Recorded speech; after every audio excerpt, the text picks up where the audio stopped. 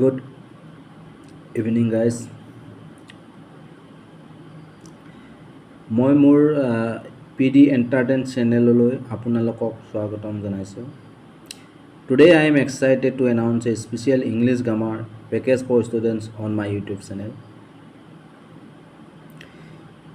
ইয়াত basically English grammar A to Z starting from basics and gradually moving to advanced topics কৰি শিকোৱা হ'ব।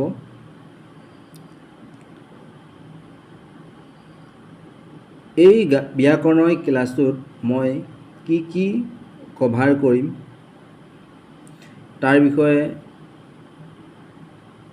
জনাব বিচাৰিছোঁ। মই parts of speech, noun, pronoun, verb, adjective and adverb, তাৰপিছতে আৰ্টিকলছ, তাৰপিছতে টেন্সেছ, তাৰপিছতে ছাবজেক্ট ভাৰ্ব এগ্ৰিমেণ্ট, তাৰপিছতে prepositions, conjunctions, active and passive voice, direct and indirect speech, modals, degrees of comparison, clauses, phrases, sentence formation, transformation of sentences, question text, narration, common grammar mistakes, exam oriented grammar, practice questions and exercise.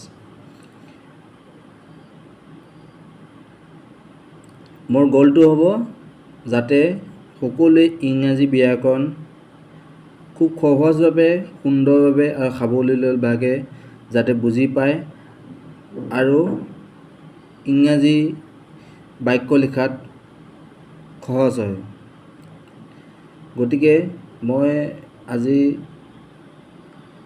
Announce কৰিব খুজিছোঁ যে মোৰ PD Entertain চেনেলটোত আপোনালোকে আজিৰ পৰা English গ্ৰামাৰৰ বিষয়ে নতুন video' পাব। যদি আপোনালোক ইণ্টাৰেষ্টেড আৰু মোক ছাপোৰ্ট কৰিব খোজে তেতিয়া যিমান পায় আপোনালোকে চেনেলটো ছাবস্ক্ৰাইব কৰিব, লাইক কৰিব আৰু যিমান পাৰে শ্বেয়াৰ কৰিব যাতে যিসকল ষ্টুডেণ্টে ইংৰাজী ব্যাকৰণৰ বিষয়ে জানিব বিচাৰে, যিসকলৰ সাধাৰণতে স্কুলত সকলো বিষয় শিকোৱাটো সম্ভৱ নহয় ব্যাকৰণৰ বিষয়ত, কাৰণ ইংৰাজী এটা ছাবজেক্ট থাকেই। গতিকে সেই ছাবজেক্টটো পঢ়াওঁতে আৰু ব্যাকৰণৰ যিখিনি সৰু নিয়ম যিখিনি শিকিলে আমি ধুনীয়াকৈ ইংৰাজী বাক্য লিখোঁতে সুবিধা হয়, আমি এছে লিখিবলৈ, প্ৰ'জ লিখিবলৈ, লেটাৰ ৰাইটিং লিখিবলৈ যাতে সকলো সুবিধা হয়, সেইকাৰণে মই ইতিমধ্যে উল্লেখ কৰা টপিকসমূহৰ ওপৰত এটা সুন্দৰ ডিছকাশ্যন উইথ এক্সাম্পল সহ বুজাবলৈ ট্ৰাই কৰিম। আৰু মই